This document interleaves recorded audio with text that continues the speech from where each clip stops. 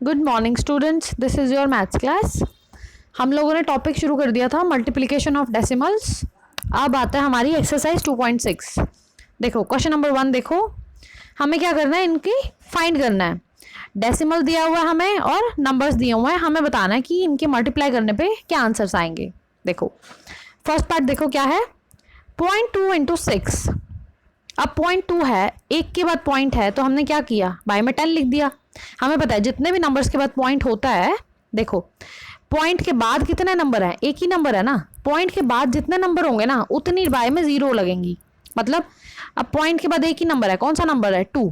तो 2 डिवाइड में कितना नंबर आएगा, 10 आएगा। अगर ऐसे होता ना 0.02 होता तो पॉइंट के बाद कितना नंबर है, 2 नंबर है ना, तो हम क्या लिख देते, 2/100 लिख देते। अब ये तो आपको पता ही है ना कि डेसिमल कैसे लगाते हैं। ठीक है, तो हमने क्या लिख दिया, 2/10 इंटू में 6 तो है ही। अब आपको क्या करना है, आपको ना काटने की ज़रूरत नहीं है। अब इसको काटना मत, ऐसे मत करना कि यहाँ पे 1 लिख दो, यहाँ पे 5 लिख दो, तो 6/5 हो जाएगा। अब हमें देखो डेसिमल में तो कन्वर्ट करना ही करना है। अब आप 6/5 लिखोगे ना तो भी आपको ऐसे करना पड़ेगा, 6 5, फिर इनको डिवाइड करना पड़ेगा। आंसर लास्ट में क्या आएगा, 1.2 ही आएगा। आप क्या करो, नीचे जो भी जीरो दी हुई ना उनको काटो मत, सीधा मल्टीप्लाई कर दो। 6 इंटू 2 है ना, 12 लिख दो इसको। बाय में 10 है ही पड़ा, नीचे तो 10 है ही। अब एक के बाद अब क्या है हमारे पास, नीचे 10 है, मतलब एक डेसिमल के बाद पॉइंट लगेगा राइट साइड से। राइट साइड से एक डेसिमल कौन सा है, 2 के बाद पॉइंट लगा दो, क्या आ जाएगा हमारा आंसर, 1.2। ठीक है, आपको काटना नहीं है, आप सीधा मल्टीप्लाई करो। नीचे जितना कोई भी नंबर है ना, 100 है, 10 है, 1000 है, उसको काटो मत, क्योंकि वो बाद में ना पॉइंट लगाने में आसानी होगी। ठीक है, चलो नेक्स्ट पार्ट देखो, 2.71 इंटू 5, 271 बाय में 100 लिख दिया। अब देखो पॉइंट के बाद कितने नंबर थे, 2 नंबर थे, तो हमने नीचे क्या लिख दिया, 100 लिख दिया, इंटू में 5। अब वैसे तो ये 5 1 और नीचे 20 कट सकता है, पर काटो मत। अब क्या करो, इसको और इसको मल्टीप्लाई कर लो, हमने कर लिया, 1355 आ गया। और बाय में 100 है ना, अब आपको बड़ी आसानी हो जाएगी आपको पॉइंट लगाने में। देखो नीचे 2 जीरोज हैं तो राइट साइड से 2 के बाद पॉइंट लगेगा। 2 के बाद हमने 2 नंबर्स कौन से हैं, 5 एंड 5, 2 के बाद पॉइंट लगा दिया, हमारा आंसर क्या आ गया, 13.55। ठीक है, अगर काटोगे तो आपको डिवाइड करना पड़ेगा बहुत बड़ा सारा। इससे अच्छा क्या है, आप काटो मत, ऊपर वाले न्यूमरेटर्स को मल्टीप्लाई कर लो, बाद में सीधा पॉइंट आराम से लग जाएगा। ठीक है, देखो और 2 एग्जाम्पल्स भी देख लो। 0.05 है, अब 2 के बाद पॉइंट है तो हमने क्या लिख दिया, 5/100 इंटू 7। अब फिर से वही ऊपर ऊपर मल्टीप्लाई कर लो, 35/100। अब देखो डेसिमल में कन्वर्ट करना कितना आसान हो गया। अगर आप इस नंबर को काट देते तो फिर मुश्किल होती। देखो नेक्स्ट पार्ट है, बस ये सेम ही, आपको सिर्फ मल्टीप्लाई करनी आनी चाहिए। ठीक है, आपको सिर्फ मतलब अगर आप डेसिमल को सही से खोलोगे कि 2 के बाद लगाना है, 3 के बाद लगाना है, तो आराम से क्वेश्चन हो जाएगा, इसमें कोई मिस्टेक नहीं होगी।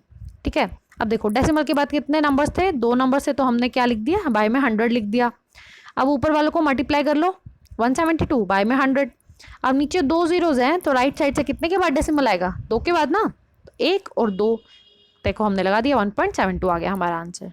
ठीक है, चलो क्वेश्चन नंबर 2 देखो, find the area of rectangle whose length is 5.7 and breadth is 3 centimetre. अब हमने क्या करना है, एरिया ऑफ रेक्टेंगल क्या होता है, लेंथ मल्टीप्लाई ब्रेड्थ। अब हमें क्या करना है, इन दोनों नंबर्स को मल्टीप्लाई करना है, जो कि हमें आता ही है।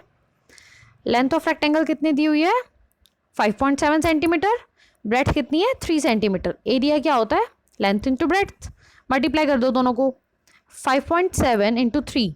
अब 5.7 है तो क्या हो जाएगा, 57/10 हो जाएगा, इंटू में 3 तो है ही।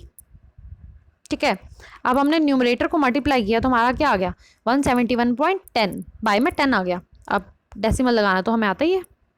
ठीक है, और इसकी यूनिट बहुत ध्यान से लिखना। देखो यहाँ पे सेंटीमीटर है, लेंथ और ब्रेड्थ क्या दी हुई है, सेंटीमीटर में दी हुई है, तो एरिया क्या होगा, सेंटीमीटर स्क्वायर। ये यूनिट नहीं लिखोगे तो आपके मार्क्स कट जाएंगे। 17.1 सेंटीमीटर स्क्वायर, ये लिखना बहुत ज़रूरी है। ठीक है, ये अगर यूनिट नहीं लिखोगे ना तो आपके वैसे आधे मार्क्स तो वैसे ही कट जाएंगे। ठीक है, तो यूनिट ज़रूर लिखना। ठीक है, क्वेश्चन नंबर 2 हो गया आपका। 3 क्वेश्चन करेंगे, ज़्यादा नहीं करते क्योंकि इसके बहुत सारे पार्ट्स हैं, बाकी आप बच्चों ने खुद भी करने हैं इनको। ठीक है, चलो क्वेश्चन नंबर 3 देखो। अब ये वो वाला आ गया, क्वेश्चन नंबर 3 में वो क्वेश्चन दिए हुए हैं कि जो मैंने आपको बताया था ना कि 10 100 या 1000 से मल्टीप्लाई करते हैं तो कैसे होता है, वो वाले क्वेश्चन है ये। देखो क्वेश्चन नंबर 3 देखो, 1.3 इंटू 10। अब 1.3 को क्या लिख सकते हैं, 13/10 इंटू में 10 तो है ही, तो 10 से 10 कट गया, क्या आंसर आ गया, 13 आ गया। ऐसे आप लोग करोगे ना, बहुत आसान क्वेश्चन है, बिल्कुल भी मुश्किल नहीं है। 153.7 है तो बाय में के लिए क्या लिख दिया हमने, 10 इंटू में भी 10 था, 10 से 10 कट गया, हमारा आंसर सेम आ गया। या फिर आप ऐसे भी कर सकते हो, मैंने कल एक और मेथड बताया था ना आपको कि जितने से मल्टीप्लाई करना है ना, जैसे हमने 10 से मल्टीप्लाई करना है तो एक ही ज़ीरो है ना, तो डेसिमल को राइट साइड में एक प्लेस शिफ्ट कर दो। जितनी जीरोज आपको दी हुई है ना मल्टीप्लाई करने के लिए, उतना डेसिमल को राइट साइड में शिफ्ट कर दो। जैसे कि आपको एक ज़ीरो दी हुई है ना मल्टीप्लाई के लिए, मतलब 10 के साथ एक ही ज़ीरो है, तो डेसिमल को राइट साइड में शिफ्ट कर दो। कितना करोगे, जितनी जीरोज है मतलब एक आगे शिफ्ट कर दोगे तो क्या हो जाएगा, 13 वैसे ही आ जाएगा। ठीक है ना। जैसे मान लो इसमें 31.1 है, 100 से मल्टीप्लाई करना है तो हमने क्या करना है, डेसिमल को 2 प्लेस शिफ्ट करना है, क्योंकि यहाँ पे 100 है।